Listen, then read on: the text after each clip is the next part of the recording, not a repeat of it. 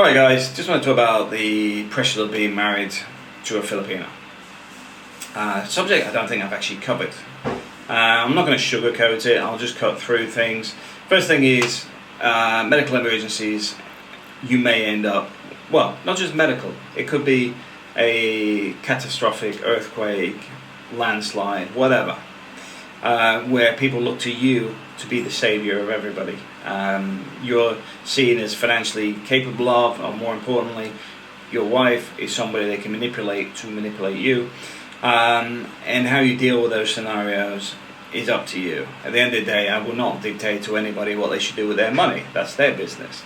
One of the things I do recommend, though, is actually helping people develop their own little business entities where they should be saving their own money anyway. If they don't, you just say, I gave you the business, it's not my problem.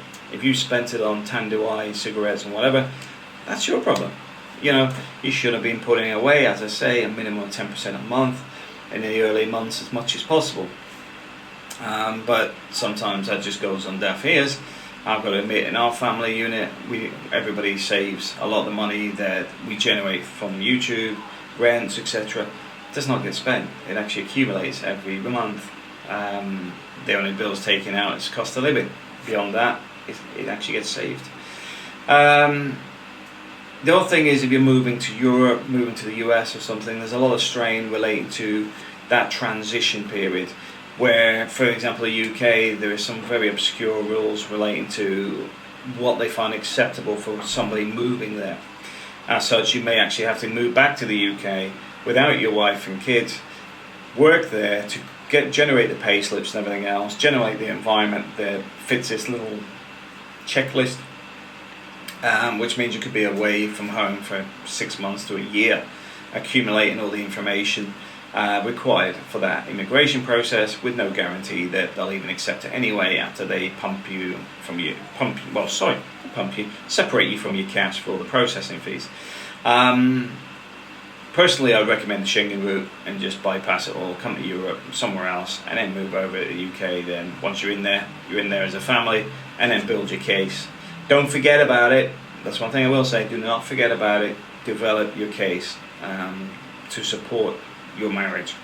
It's an important thing. But that's another thing that creates a lot of stress. That time when you're separated, that time where your financial requirements can be quite high. At the same time, your earnings may be difficult.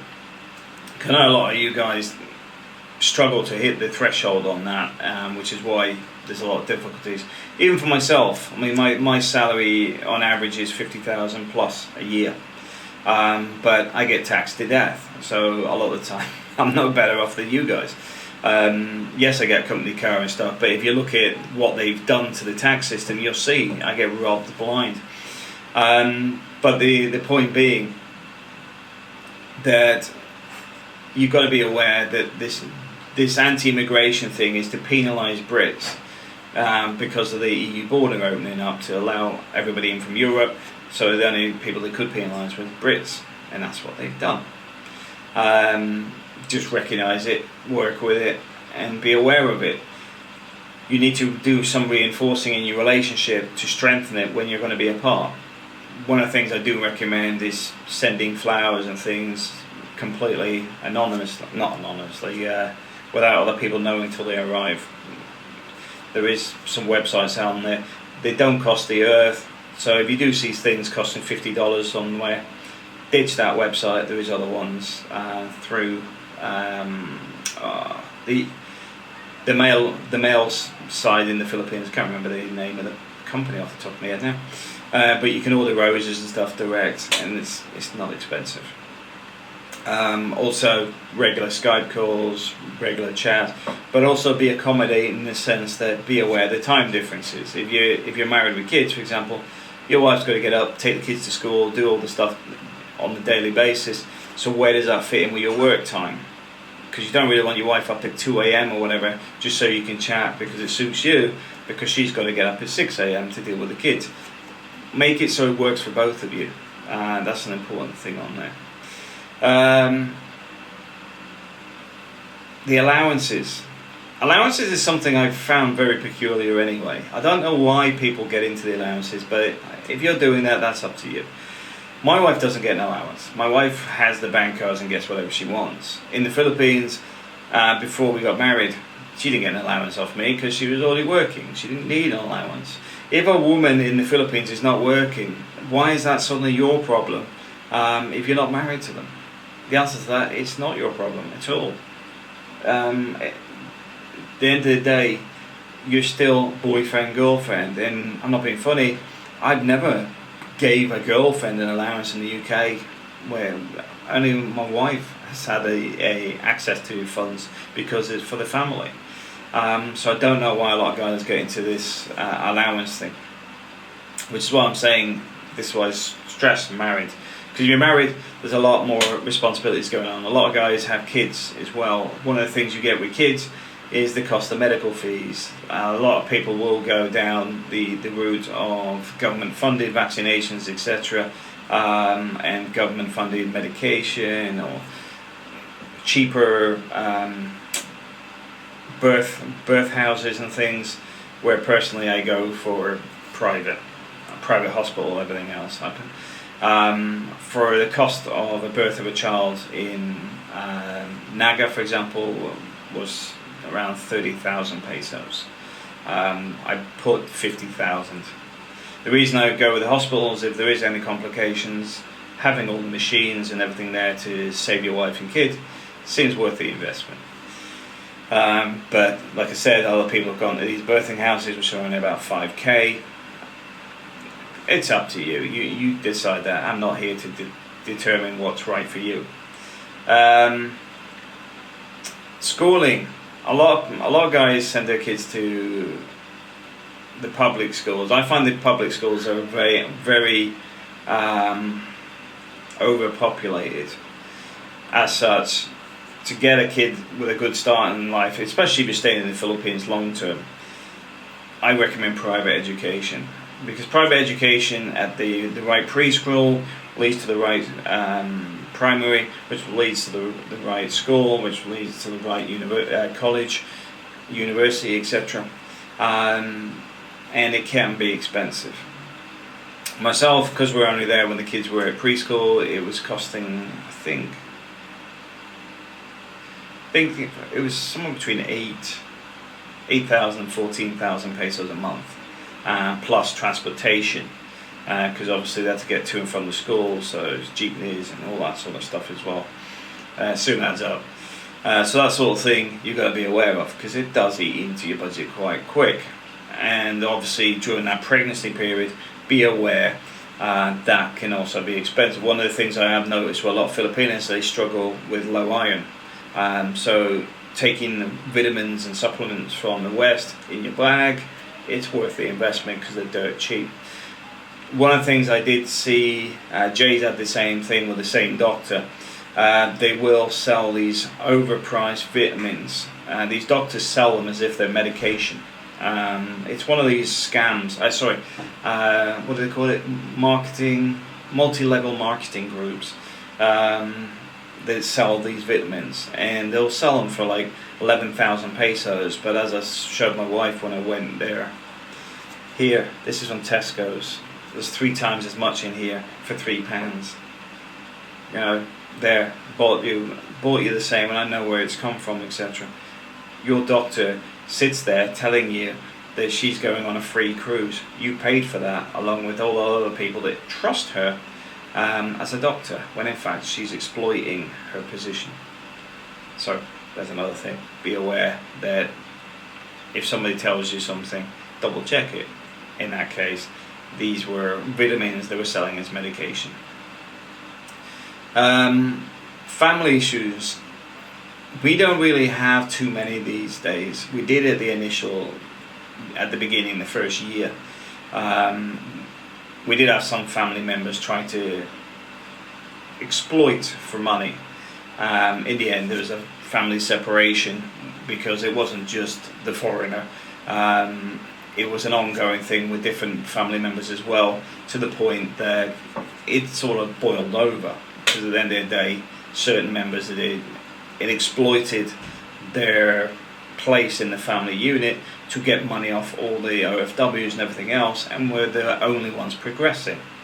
At the same time, everyone else is actually earning well, but it's all going on the certain individual instead of going into the family homes, etc., the education for the siblings or whatever. It was just disappearing. But that's where that divide happened, because we said no, and then obviously it started with other people arguing, and then the separation occurred because other people realized they were also getting ripped off by the same family members. That manipulation was not directly to me. What it was, they tried to manipulate my wife, and this is what I'm saying. A lot of stuff that may go on in the background. This is why I always say, get your partner on your side. The start that of, if anybody wants any money from them, just tell them they need to speak to their husband, because you just go, it's not my money, you need to speak to him, I don't have any money. Doesn't matter if they have or not, you tell them that they have no money. That's how they tell everybody. It's much better to be a bad foreigner and seen as this tight-fisted curry pot foreigner, because they will not confront that. At the same time, if they know your wife's getting regular money, they'll go, can I have 1,000 pesos? Can I have oh, we need some money for a sponsorship for the niece or whatever. Oh, our child's sick or whatever. But if they have this tight-fisted foreigner, they won't even engage with them, because they know they ain't going to get nothing. And that's what, even with some of our maids, etc., we've told them the same. If the family are telling you, asking you how much you earn, take at least 1,000 off it, because they'll complain that you're not getting paid enough. But you know what? They're taking the money from you anyway. Put that other 1,000 or whatever into the bank, or keep it somewhere safe, or we'll keep it for you. Whatever you want to do with it. At the end of the day, that's your money. You earn it. These people do not need to constantly empty your bank account. And that's what a lot of people do. They send their relatives off to work, and then they take all their cash. I think it was in Bohol. There's a place that does fly fishing, and I believe the people that do it are deaf. It's mainly deaf kids and stuff. And I was talking to a friend of mine about that, and he was saying you get the relatives come down from the mountains to take the earnings off their children that have sat and worked all month, the whole month, and they'll take their earnings and just go back to the mountains and leave the kids to work. What life is that? So be aware, there's some things are fantastic and some things are below what you would find as a moral standard and acceptable. But you can't change everything. A lot of the time it's not for you to change. That's the other thing you've got to recognise. Arguing with people about it won't make any difference. It's been like that for a long time, and it'll probably be like that when we're not here. It's just the way it is. You deal with what you can do. Change the people that you can change. Teach people a better way of life if you choose to do that, or completely blanket and ignore it. It's up to you. Moving to Europe for me was probably one of the hardest things I've done, in the sense of having to deal with a lot of bureaucracy and making financial commitments at the same time. Nothing's 100% until you hit the soil. You're expecting something to go wrong. You're expecting somebody to go, oh, there's a document missing here. We have to cancel the flights, cancel everything. Just like April's mother. Spelling mistakes cancelled the passport being issued. Then the passport had a spelling mistake, which then cancelled the embassy appointment for the second time. And the flights cancelled, the hotel cancelled, all because of one spelling mistake. So be aware, sometimes it will be stressful. It will be a pain in the backside.